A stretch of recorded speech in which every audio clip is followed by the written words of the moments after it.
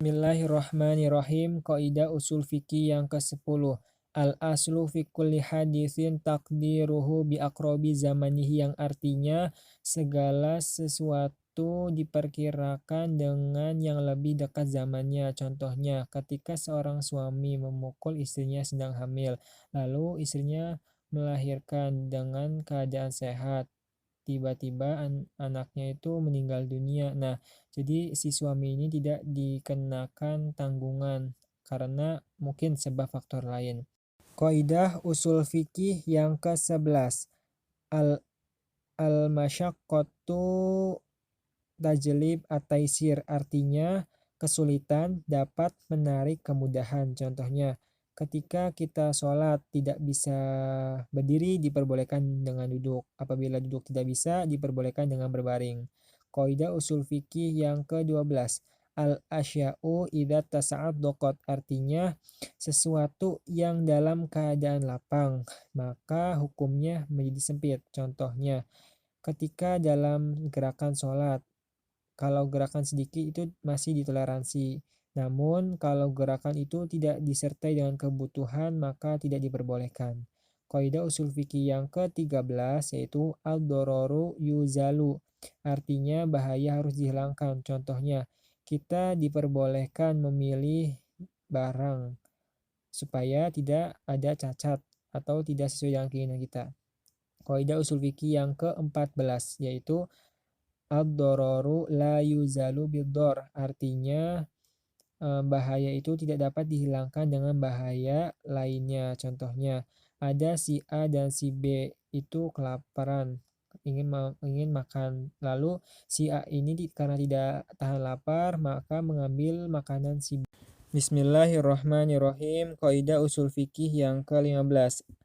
Ad-darurat tubihul mahdzurat, artinya kondisi darurat memperbolehkan sesuatu yang semula dilarang. Contohnya, ketika tidak ada satupun makanan, yang hanya ada itu makanan haram seperti daging babi, maka diperbolehkan dengan kondisi darurat. Kaidah usul fikih yang ke-16. Ma ubiha lid-darurat yuqadiru biqadariha, yang artinya sesuatu yang diperbolehkan dalam keadaan darurat harus disesuaikan dengan kadar daruratnya. Artinya, kalau kaidah sebelumnya itu diperbolehkan memakan yang haram, untuk kaidah ini diperbolehkan memakan yang haram tapi dengan secukupnya, tidak boleh berlebihan. Maksudnya ketika memakan itu untuk bisa berlanjut hidup. Kaidah usul fikih yang ke-17. Al-hajatu qad tanzilu manzilata ad-darurat, artinya hajat atau kebutuhan terkadang menempati posisi darurat. Contohnya, diperbolehkannya melihat perempuan untuk muamalah, jual beli atau khitbah. Kaidah usul fikih yang ke-18. Idza ta'arada mafsadatani ru'i a'dhamuhuma dararan birtikabi khaffihima, yang artinya ketika dihadapkan dua mafsadah, maka tinggalkan mafsadah yang lebih besar dengan mengerjakan yang lebih ringan. Contohnya, diperbolehkannya membedah ibu hamil yang sudah meninggal dengan harapan anak yang masih hidup di dalamnya. Kaidah usul fikih yang ke-19.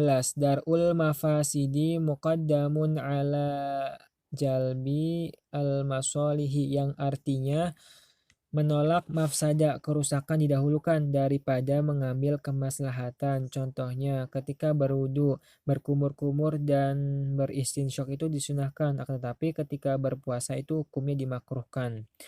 Kaidah usul fikih yang ke-20. Al-aslu fil abda'i at-tahrim, artinya asal berjima itu hukumnya haram. Contohnya, tidak diperbolehkan menjima seorang perempuan dalam tawanan perang, kecuali sudah bagian dari ghanimah yang sudah dibagi imam secara adil dan baik. Kaidah usul fikih yang ke-21. Al-adat muhakkamah, yang artinya adat bisa dijadikan sandaran hukum. Contohnya, memberikan upah pada tukang jahit atau tukang tenun, menurut Imam Rafi rahimahullah, bersandar pada kebiasaan yang berlaku